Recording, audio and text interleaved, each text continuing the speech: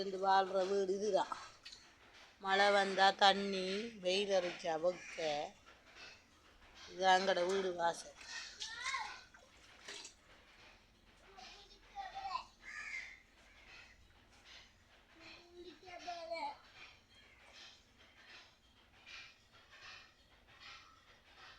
இதுதான் நாங்கள் சமைக்கிற குசின்.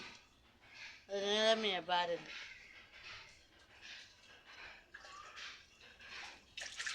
பார்க்குற மக்களை பாருங்க.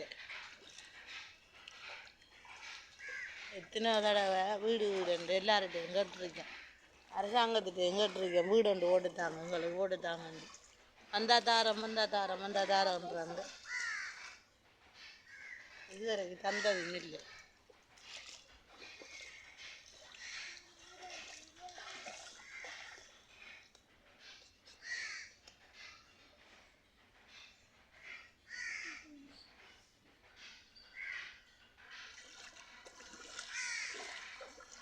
நல்லா பாருங்கள், சுற்றி எங்களை வீடு இருக்கிற நிலைமையாது.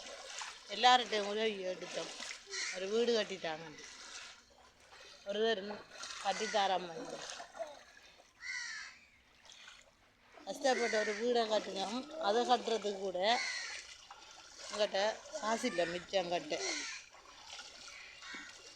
அதை கூட திருத்துறதுக்கு வீடு நாங்கண்டு எல்லார்கிட்டையும் எங்கிட்ட பார்த்தேன். வந்தால் தறி ஒரு அவங்களோட வார்த்தை, அவங்களுக்கு பிடிச்ச அவங்களுக்கு கொடுப்பாங்க. வீடு வாசல் 3 பிள்ளைகள் இருக்கு. இந்த பிள்ளைகளை வச்சிருக்க வழி இல்லை எங்களுக்கு. பக்கத்து வீட்டில் வந்து வீட்டில் வளர்க்குறதுக்கு விடுறதுக்கு. நாளைக்கு இதை நாங்கள் கட்டின வீடு. இதை கட்டி முடிக்க எங்கிட்ட மிச்சம் காசு இருக்கு. கூலி தொழில் செஞ்ச ஒரு ஆள் சாப்பிடணும், பிள்ளைகள் படிக்கணும், வீடு கட்டுறது. அப்படி இதை பாருங்கள் நல்லா எல்லோரும் பார்த்தா உங்களுக்கு விளங்கும்.